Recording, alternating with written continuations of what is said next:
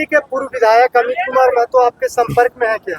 देखिए, संपर्क में है, बातचीत होती है। अगर वो हमारे राजनीतिक दल से आएंगे तो मैं, चूंकि बड़े उपाध्यक्ष जो हमारे बड़े भाई देवेंद्र जी हैं उसी क्षेत्र से हैं, तो मैं ये निर्णय उन पर छोड़ देता हूँ।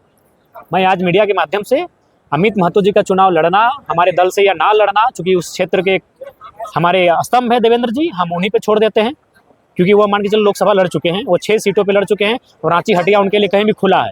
तो ये निर्णय मैं आदरणीय बड़ी उपाध्यक्ष जी पे छोड़ता हूं कि अमित महतो जी के साथ हम लोग किस प्रकार से राजनीति में करें या किस तरह उनके साथ हैं, क्योंकि उसी क्षेत्र से आते हैं। तो ये मैं उनको ये संज्ञान में देना चाहूँगा। कोई नाराजगी ऐसी कुछ नहीं है। देखिए, अभी बात है कि राज्य के लिए हम लोग आए हैं, हम लोग सीटें जीत कर जाएंगे तो मजबूत होंगे।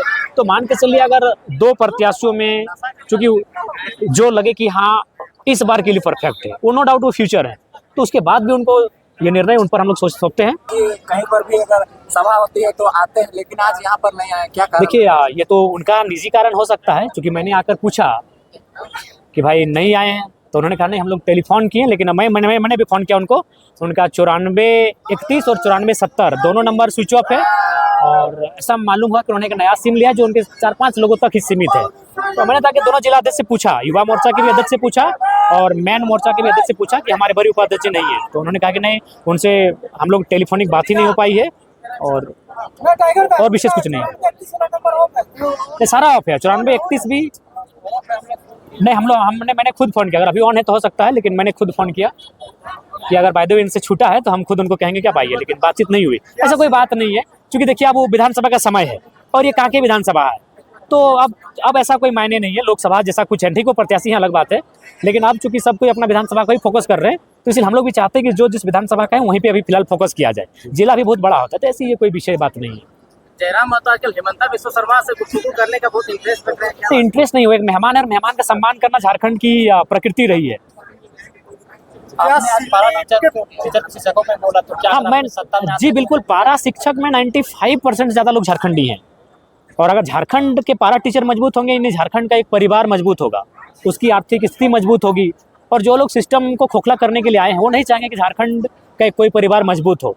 इसलिए देखिए, आज जहाँ प्रोफेसर बनते हैं, जहाँ की तनख्वाह 1.5 लाख 2 लाख 2.5 लाख है, वहाँ झारखंडी नहीं है, तो वहाँ कोई बात नहीं होता। पीजीटी में ओपन टू ऑल कैटेगरी में धड़ल्ले से बाहर के लोग आते हैं, वहाँ कोई बात नहीं होता।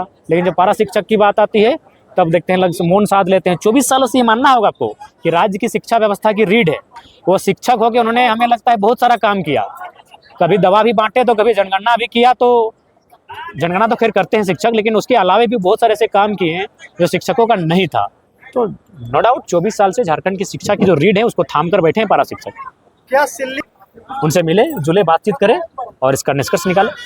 क्या आपका ये निर्णय रहेगा कि सुदेश महतो जो महतो वोट बैंक को झारखंड में संभालने का काम कर रहे हैं, उस वोट बैंक को ध्वस्त करने का काम आपकी पार्टी? देखिए, हम लोग किसी जाति की राजनीति करने नहीं आए हैं। हम लोग झारखंड के जनमानस के दर्द पर मरहम लगाने की राजनीति करने आए हैं।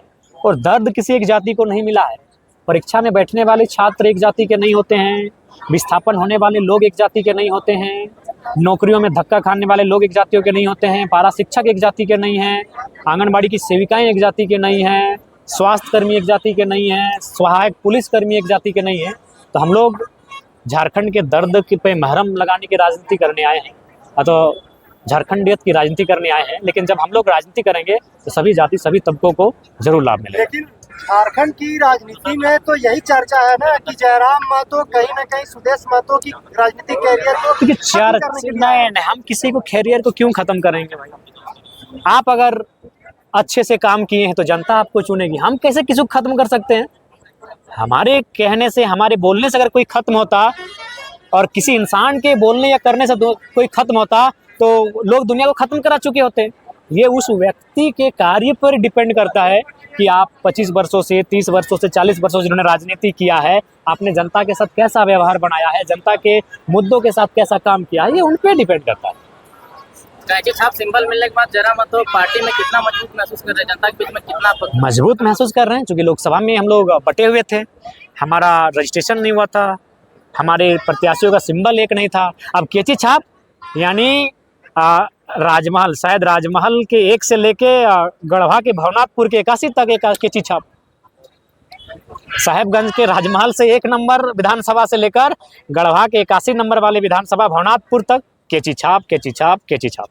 क्या जयराम महतो यह निश्चित कर लिए हैं कि वह चुनाव में अकेले ही लड़ने के लिए तैयार हैं? देखिए, जो राजनीतिक दलें अभी स्थापित हैं उनको राज्यवासियों ने मौका दिया, और अगर हम लोग शुरू से उनके गोद में जाकर बैठ जाएं तो राज्य की जनता तो कहेगी फिर आप क्यों आए हैं, क्यों थे राजनीति में।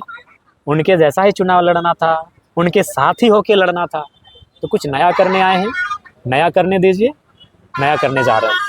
और जो फॉर्म बांटा गया था 5100, जो भी मीडिया में रिपोर्ट आई थी, क्या फॉर्म लेना जरूरी है क्या विधानसभा का टिकट लेने के लिए? देखिए, हम लोग फॉर्म लेना जरूरी है, पैसे देना जरूरी नहीं है। फॉर्म लेना आवश्यक है, फॉर्म भरना आवश्यक है, अपना विवरण देना आवश्यक है, अपनी जानकारी देना आवश्यक है। जैसे परीक्षार्थी फॉर्म भरते हैं किसी नौकरी को पाने के लिए, विधायक जो बनेंगे उन्हें फॉर्म भरना होगा। हम लोग नए पैटर्न के साथ आए हैं। आप ही ना कहते हैं पढ़े लिखे लोग कि क्लर्क बनने के लिए परीक्षा देना पड़ता है, आवेदन करना पड़ता है, और अनपढ़ लोग विधायक बन जाते हैं और राज्य को चलाने लगते हैं। तो हम लोग एक नया प्रयास करने आए हैं, इसीलिए हम लोग आवेदन भी लेके आए हैं, एक मापदंड भी लेके आए हैं, परीक्षा और इंटरव्यू भी लेकर आए हैं। तो करने दीजिए ना, अभी सवाल जवाब क्यों कर रहे हैं? एक नया आप लोग चाहते हैं वैसा करने आए हैं और फिर हम इन लोग को टोक रहे हैं, तो करने दीजिए थोड़ा। अच्छा, कैंडिडेट का सूची आप जारी नहीं कर रहे विधानसभा में, किसको कहाँ से मिलेगा? सूची जारी इसलिए अभी नहीं होगी चूंकि हम लोग एक समन्वय स्थापित करेंगे। राजनीति में हम लोग एक नया दौर लाने जा रहे हैं। अगर एक विधानसभा में 5 लोगों ने फॉर्म भरा है, अजय, विजय, सुनील, मंडल, सुनील, दिस दैट, कोई भी 5 लोग, तो उनको हमारी कोऑर्डिनेशन कमेटी बैठेगी। उस समय केंद्र अध्यक्ष स्वयं उपस्थित रहेंगे और उनके बीच एक मैंने समझौता नामा किया जाएगा या फिर समझाया जाएगा कि चलिए सब मिलके इनको समर्थन करें, एक प्रयास। लेकिन अगर पहले सूची जारी नहीं करते तो, क्योंकि पार्टी आपकी नवेली है, तो फिर विस्तार करने में समय देखिए, आपको भी मालूम है 1 लाख जी को 4 दिन पहले टिकट मिला था। झारखंड ने धनबाद की राजनीतिक इतिहास में दूसरी बार धाकड़ रिजल्ट लेके आए। यानी 2 सालों से जयराम महतो ने, उनके राजनीतिक दल ने जो संघर्ष किया है सभा कर करके, हमें लगता है ज़्यादा दिक्कत नहीं होगा। क्षेत्र में आज प्रोग्राम कर रहे थे, यहाँ पर भी विस्थापन का दर्द बड़ा है, क्या कहना चाहेंगे? बिल्कुल, हमें लगता है यहाँ तो विस्थापन का दर्द बिल्कुल अनगिनत है। यहाँ के रग रग में विस्थापन है, यहाँ के पग पग में विस्थापित लोग हैं। और मुझे लगता है कि झारखंड राज्य अलग करने की लड़ाई ये लोग आज भी लड़ रहे हैं। बेशक झारखंड राज्य अलग हो चुका है, धरती आबा बिरसा मुंडा की जन्मतिथि 15 नवंबर सन 2000 को झारखंड राज्य अलग हो चुका है। लेकिन अगर कांके क्षेत्र की मैं बात करूं तो यहाँ के लोग झारखंड अलग राज्य की लड़ाई आज भी लड़ रहे हैं। क्योंकि झारखंड अलग राज्य की लड़ाई थी जमीन बचाने की लड़ाई, अपने जमीनों के संरक्षण की लड़ाई। बिल्कुल, यहाँ रिम पास है, यहाँ ITBP है, यहाँ पागल खाना है, यहाँ कैंसर अस्पताल है, यहाँ आपका BIT मेसरा इसी विधानसभा में आता है, इसी विधानसभा में आपका और माने CMPDI का आता है, इसी विधानसभा में आपका CCL आता है। हमको लगता है 12 या 13 उद्योग ऐसे हैं इस विधानसभा के अंतर्गत आते हैं, और वहाँ लोग विस्थापन की लड़ाई आज भी लड़ रहे हैं और बहुत ही मतलब कष्टकारी स्थिति में लड़ रहे हैं। इसीलिए मैंने कहा कि इस क्षेत्र के लोग, झारखंड अलग तो हो चुका है लेकिन अलग राज्य की लड़ाई के तर्ज पर आज भी लड़ रहे हैं। ये दुर्भाग्य है, अलग झारखंड राज्य में इनके साथ ये व्यवहार, ये दुर्व्यवहार, ये दुर्भाग्य है। तो इसके लिए हम लोग चाहेंगे कि सरकार इस विषय को, जिला प्रशासन इस विषय को संज्ञान में ले और विस्थापन की जो मांगे हैं उस समस्या का निदान किया जाए। यहाँ के वर्तमान विधायक भी कहीं ना कहीं लोग सवाल उठाते हैं कि बाहरी और स्थानीयता प्रूव करते हैं कोर्ट में। देखिए, सबसे पहली बात है कि वो राजस्थान से हैं, ये लगभग तय है। और चूंकि आप जनरल सीट में पूरे भारतवर्ष से आकर कहीं भी चुनाव लड़ सकते हैं, लेकिन जो आरक्षित सीटें होती हैं वहाँ उसी राज्य का निवासी होना चाहिए। जैसे कल्पना मैडम, वो भी चाहती तो किसी संथाल के लिए रिजर्व, मतलब संथाल के लिए नहीं, ST के लिए रिजर्व सीट पे जाके चुनाव लड़ती, लेकिन वो जाके गांडे की जनरल सीट से चुनाव लड़ी क्योंकि वो उड़ीसा राज्य की बेटी हैं। बहू झारखंड की हैं लेकिन बेटी उड़ीसा राज्य की है। तो ठीक उसी प्रकार जो समरी लाल जी हैं, ये राजस्थान से संबंध रखते हैं, लेकिन ये हमारे राज्य का दुर्भाग्य है कि लोग जानबूझकर मतलब गलत चीज़ों को इस राज्य में लगातार मतलब प्रचलित कर रहे हैं। समरी लाल जी का यहाँ से विधायक होना भी संवैधानिक है, क्योंकि वो हमारे राज्य के नहीं है, अतः आरक्षित सीट से चुनाव नहीं लड़ सकते हैं। और सबसे दुर्भाग्य की बात, वो दुनिया की सबसे बड़ी पार्टी से चुनाव लड़कर विधायक बने हैं, ये बड़ा विचित्र है।